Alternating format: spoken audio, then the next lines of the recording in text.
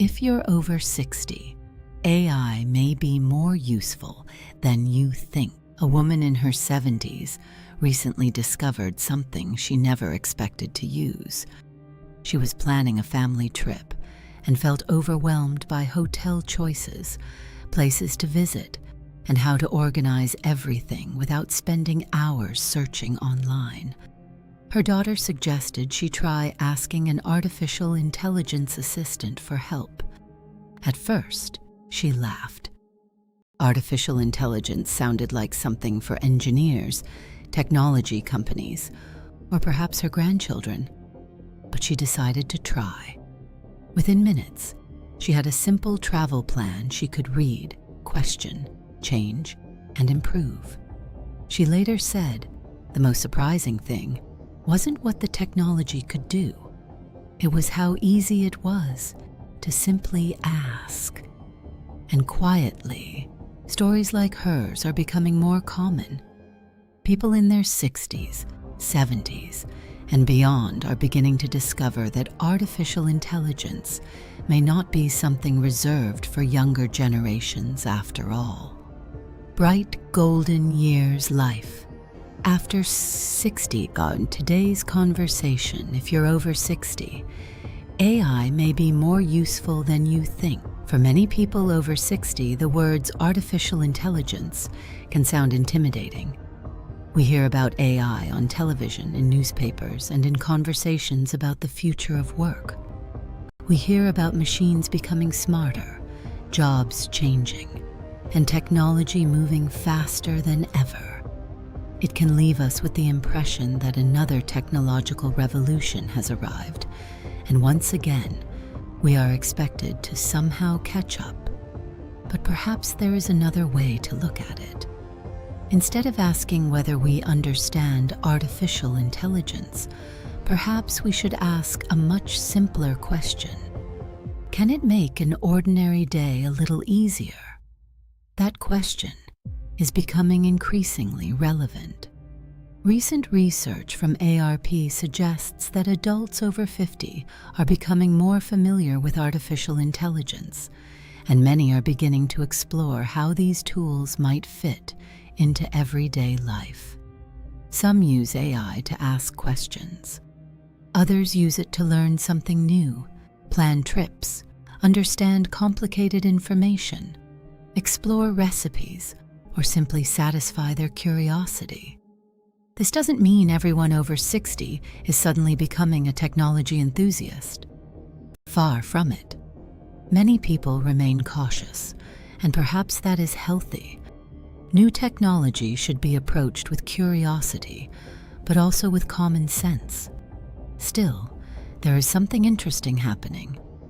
A technology often presented as being about the future may actually be surprisingly useful for people who have already lived through a remarkable amount of technological change. Think about it. Many people who are now over 60 grew up in homes without computers. They remember when telephones were attached to walls. They remember writing letters, unfolding paper maps on the passenger seat, waiting for photographs to be developed, and visiting a library when they wanted to look something up. Then came personal computers, the internet, email, mobile phones, smartphones, video calls. Each time, there was probably a moment when someone said, "I don't need that," and sometimes they were right. But sometimes a technology that once seemed unnecessary quietly became useful. Perhaps AI will be similar. Imagine you have a refrigerator containing chicken, 3 carrots, half an onion, and a few other ingredients, but you have no idea what to cook. You could simply tell an AI assistant what you have and ask for a few dinner ideas. Or perhaps you're planning a 3-day visit to a city you've never seen before. You could ask for a relaxed itinerary designed for someone who prefers shorter walking distances and plenty of time for coffee. Maybe you receive a long, complicated document filled with unfamiliar language. You could ask AI to explain the general ideas in simpler words, while remembering that important legal, financial, or medical decisions should still be checked with qualified professionals. Perhaps you want to write a thoughtful birthday message to an old friend, but can't quite find the words. AI can help you get started, and then you can add the memories and feelings that make the message truly yours. You might even use it for something as simple as curiosity. What was happening in the world the year you were born? What might your hometown have looked like 70 years ago? Why do birds suddenly gather on telephone wires? How does a solar panel actually work? What are 5 novels you might enjoy if you loved a particular book? For someone who enjoys learning, AI can feel a little like having an endlessly patient conversation partner available whenever a question appears. And perhaps this is where AI becomes particularly interesting after 60. Retirement can give us something we rarely had enough of during our working years: time. Time to explore, time to learn, time to return to interest we once put aside. You don't have to learn AI because the world tells you to. You don't have to become an expert. You don't even have to use it every day. But you might discover that it can help you explore the things you already care about. A gardener might ask why the leaves on a tomato plant are turning yellow. Someone interested in family history might ask for help organizing questions to ask an older relative. A traveler might compare different destinations. A grandparent might ask for ideas for activities to enjoy with visiting grandchildren. Someone learning Spanish might practice a simple conversation. And a person who has always wanted to understand astronomy might finally ask all those questions they were once too embarrassed to ask. There is something wonderfully democratic about being able to ask a question without worrying whether it sounds foolish, because curiosity doesn't retire.